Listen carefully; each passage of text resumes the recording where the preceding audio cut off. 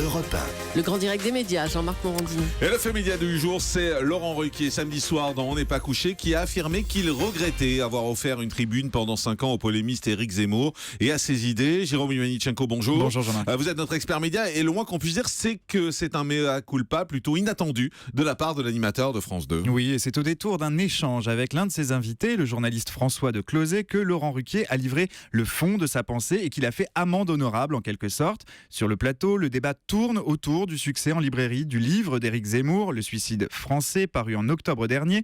Et l'animateur d'On n'est pas couché n'est absolument pas d'accord avec François de Closet, qui estime que ce succès est dû à des idées que le polémiste était le seul à formuler.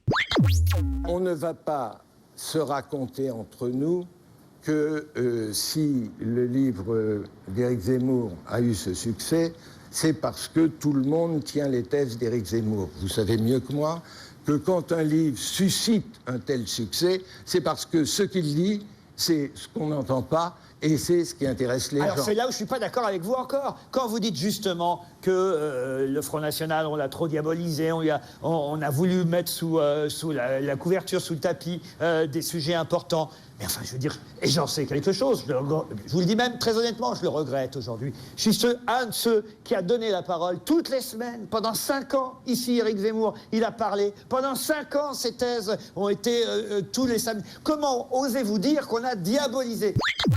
Alors Laurent Ruquier monte au créneau avec véhémence et avec une forme de lucidité aussi peut-être. Pour lui, si les idées du Front National ont fait leur chemin, ce n'est pas parce qu'on les a diabolisées, non, mais au contraire parce qu'on les a trop exposées. Et l'animateur de reconnaître explicitement qu'il y était pour quelque chose, lui qui a offert pendant 5 ans une tribune hebdomadaire à Éric Zemmour et à ses idées. Et Laurent Ruquier qui est même allé jusqu'à exprimer des regrets. Oui, lorsque sa chroniqueuse Léa Salamé lui demande s'il s'en veut d'avoir autant mis en avant Éric Zemmour médiatiquement. Écoutez ce qu'il répond. Oui, je le regrette. Malgré oui, parce que je suis en train de me rendre compte que j'ai participé à la banalisation de ces idées-là. Oui, je le regrette. Mais de quelles idées ? Et donc, mais je ne veux donc surtout pas qu'on me dise aujourd'hui que c'est pas vrai que les gens de gauche ont diabolisé et ont mis sous le tapis les sujets et que c'est ça qui a fait monter le Front National. Éric Zemmour, il n'y a pas plus médiatisé qu'Éric Zemmour. Comment osez-vous dire qu'aujourd'hui on n'entend pas ces thèses-là ? Comment osez-vous dire ? On l'entend partout, Éric Zemmour.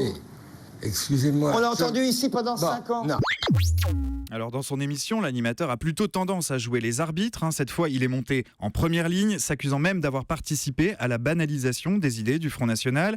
Jusqu'à aujourd'hui, l'animateur avait été plutôt discret sur le sujet. Dans une interview accordée au Point, en juin dernier, il confessait qu'il n'avait jamais partagé la moindre demi-ligne de ce que racontait Éric Zemmour, qui selon lui était tombé dans sa propre caricature, pris dans un engrenage médiatique qui l'a rendu fou. Mais il ne formulait pas de regret de l'avoir embauché dans On n'est pas couché.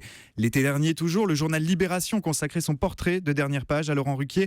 Sur la tribune offerte chaque semaine à Éric Zemmour, l'animateur s'interrogeait: fallait-il mettre sous l'étouffoir les idées d'une frange de la population ? Fallait-il les exposer pour essayer de les comprendre ? Il répondait alors, je cite, « Je n'ai pas la réponse à cette question ». Il semble bien qu'aujourd'hui, il ait bel et bien trouvé cette réponse. Voilà, ce qui est surprenant, c'est cette prise de position samedi dernier en direct dans son émission, en tout cas pendant son enregistrement. Oui, mieux vaut tard que jamais. En tout cas, c'est ce vieil adage qui résume le mieux les réactions suite à cette sortie de Laurent Ruquier. Éric Zemmour a été chroniqueur d'On n'est pas couché à partir du lancement de l'émission en 2006, d'abord aux côtés de Michel Polac, puis ensuite aux côtés d'Éric Nolot. Il a quitté le talk-show du samedi soir en juin 2011, il y a bientôt 4 ans.